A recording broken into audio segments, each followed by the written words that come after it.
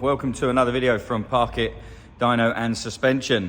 Today's video is going to be about mapping the S1000RR, the Generation 1 S1000RR, which is mint, and also having a look at the HM Quickshifter and Autoblipper. But I thought while we're here, we'll have a little look around the workshop, see what we're going on. It seems that nobody took our advice and requests over winter, as you can see there. Now, every winter we run various payment schemes to allow people to bring their bikes in early and perhaps pay off a monthly amount if they were worried about having big bills before Christmas and New Year. But we even do one where if someone were to bring it in at a certain point, pre-arranged with a pre-arranged collection date, which would normally be in the new year, that way they don't have the big bill over Christmas and New Year, and we don't have issues with time. Now, lots of inquiries about that, but then suddenly, boom, everyone brings everything in. So let's take a look at what we've got planned. R1 4C8, that's in for some mapping. Lovely ZX636, that's in for service, chain of sprockets, and mapping. We've got a GSX-R 750. Now this one we need to get onto, pretty sharpish, just been here a little while. But we've got quite a bit to look at on that. But really that's a health check. Everything, engine, mapping, suspension, you name it, to make sure that's going. This one's just come in, a bit gutting for this gentleman. A relatively low mileage S1000 jumping out of gear.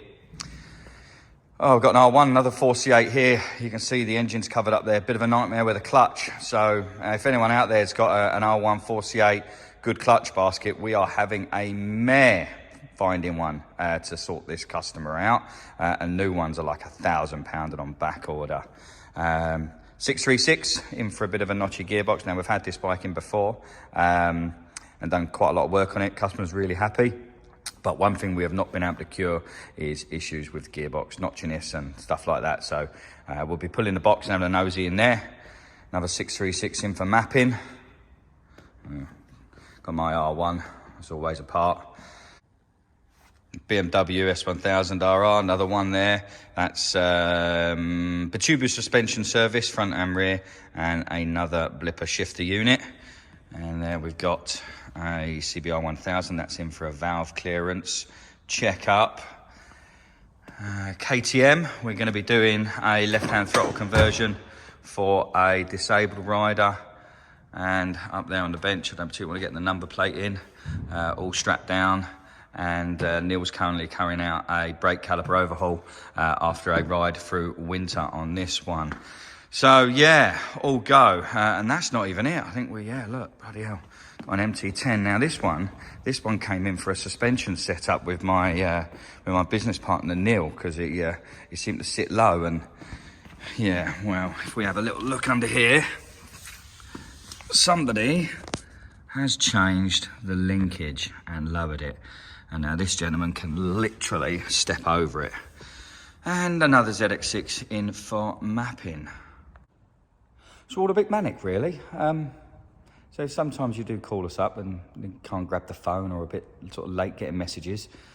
It's only because we're sort of dealing with this. It's a really tough balance, actually, for a small business just with 2 employees. You're always battling being able to get the shop floor done and also get the telephone and emails answered. But hey, please, if you're watching this and we offer you the opportunity to bring a bike in early and not pay for it until later, take it. It helps everybody. You know, you guys don't have to pay for it straight away, and we don't have time pressures. But there we are. So let's go and have a look at that S1000RR on the dyno. Like that kind of thing. And you've got to excuse the rubbish music. On hold to Royal Mail, been like 40 minutes. Oh, they've answered. Back again. So, dealt with my problem with BT, sorted, bike. Now, in between, I may have done my base runs on this. So we've got an S1000R that's making 182 at the back wheel. Not bad, I have to be honest. These 09, 10 Gen 1s, they've always surprised me. The power they make for the year is something phenomenal, to be fair. But we're going to come on to that, because like I said, before I got rudely disturbed by Mr. BT. We're going to be doing some mapping on this bike using the Woolich software now that they're able to do these early generations. But also we are looking at the HM blipper and shifter assembly. So on these bikes, really how we've been able to do blippers in the past is with, say, a rapid bike fuel module and then piggybacking their shifter blipper module. But because we're going to be doing this one through the ECU, obviously that option isn't available to us. So we've gone for the SABS HM blipper. They come in two versions. This one is the LITE version. I'll go through LITE and Pro a little bit later on in this video so you can see the differences. So I've installed the HM now to the bike and give it a run up, and I hit my first problem, which was a bit of a nightmare, to be fair. But all sorted now, and I'll come to that. Only a nightmare, just because you just get so frustrated when things just should just work, and just knowing what the electronics like on this. So anyway, fitted the shifter, plugged into the software. First thing the software says, and first thing you'll see in the box, is that the throttle needs calibration. Because these are a fly-by-wire bike, and that's how they're obviously doing the blipper, you have two sides of it. You have the throttle demand sensor, and you also have the throttle position sensor. So firstly, you've got to make sure you're at the right sensor. And then once calibrated, that's just telling the unit the range. So it knows how to work, knows to do the blip and all stuff like that. Well, it wasn't holding its calibration. So every time we cycled the bike and went from neutral to first, it came up with a throttle error and the bike shut down, which, yeah, obviously not going to work. Anyway, quick phone call to HM. Seems it's a known issue, and they've released a new firmware. So if you're buying this product through us, through HM, or secondhand, check that firmware. If you're having a problem, have a look at that firmware. The firmware it was delivered with was 4.0, and they got 4.2. So we downloaded that firmware, uploaded that to the box, did our throttle calibrations, and now it's working a treat. So much so, well, let's go take a look.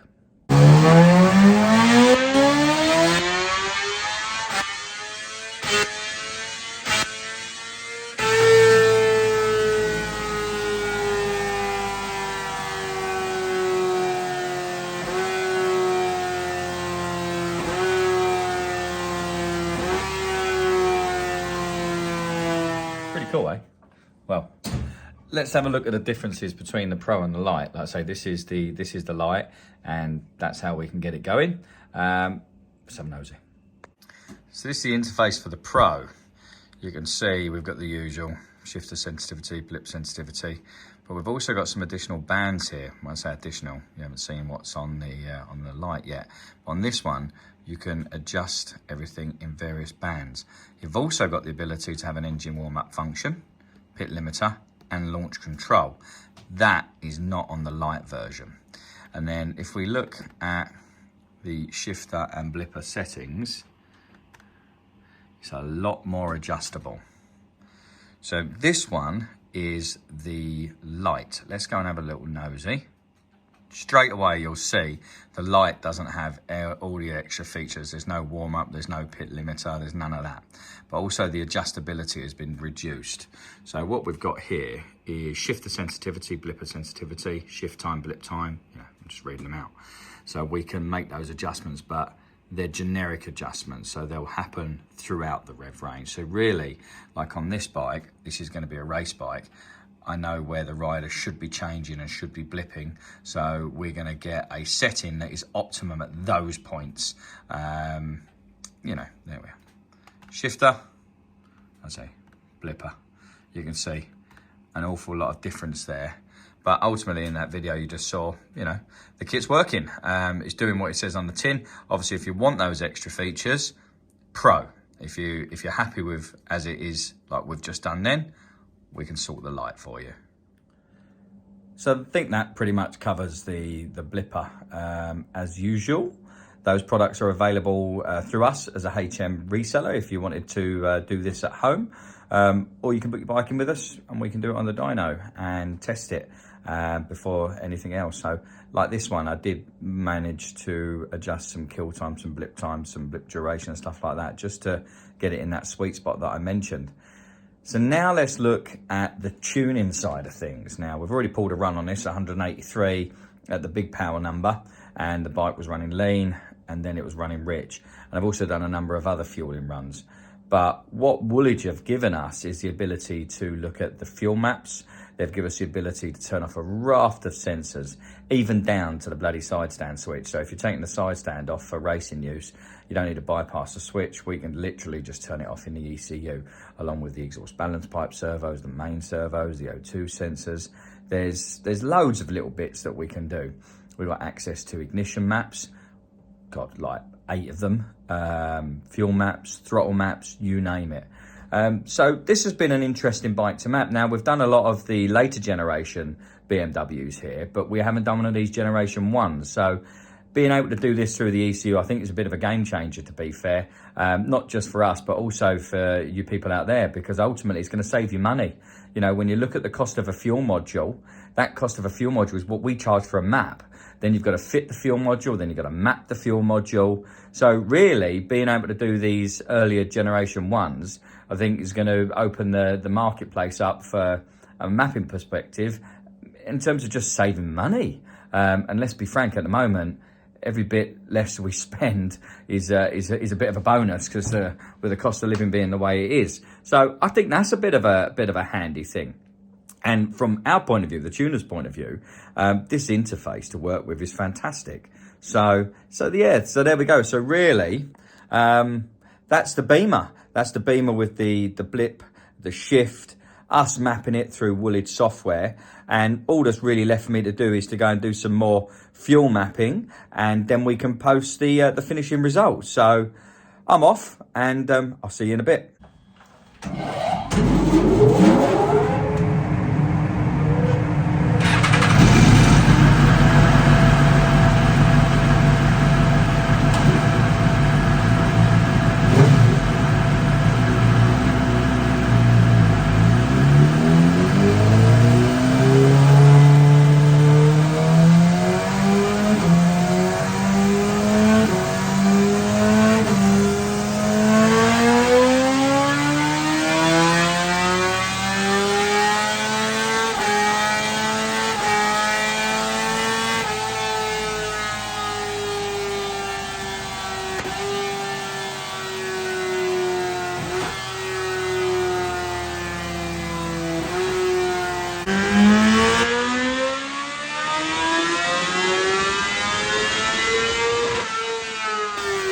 We have it.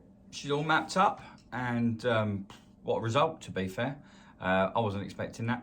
I think I mentioned before earlier in the video, it was 182 something, 183, lean, bit rich, obviously on the 100% run. Now, throughout the other runs, mega rich at the top. I think anything from 40% onwards was like running 11.5, 12 AFR, so we pulled that down. This bad boy made 193 point something. Bearing in mind those runs have been done today, same strapping, same tyre, everything. So that richness has really done it. So yeah, I'm blown away with the result for this bike. Hopefully the owner feels exactly the same as I feel in this dyno room. And well, might as well have a quick look at the chart. So you just to show that I'm not talking rubbish to you. And there we have it. Yeah, it was 182.63. It was actually 194.16. Yeah, staggering result. Blown away by that. So that's the result. You've seen it. He's going to ride it. I have no doubt he's going to love it. And it's another bike that we can do. And that's why I make these videos, to show you people out there the various machines that we can do in this dyno room. So this Gen 1 S1000RR, we can fully map through the ECU with Woolich Racing. And in terms of accessories, this is just one of many HM LITE blipper, the SABS unit. So if you want any information from any of those things, by all means, pop your details in the comment section or message us direct. You can get us on email, you can get us on Facebook. All the links there are in the description if you want to get hold of us. Once again, thanks for taking the time to watch this sort of video on the S1000RR Generation 1. There's more in a pipeline, different bikes, all kinds of stuff. Summer's come in, so that's brilliant. So we can get some bike meets down here at the shop, and we can do you plenty of videos around in the actual main workshop itself. So thanks again. Don't forget to like and subscribe to our channel if you like this kind of content. And once again, you've been watching Park It Dynos.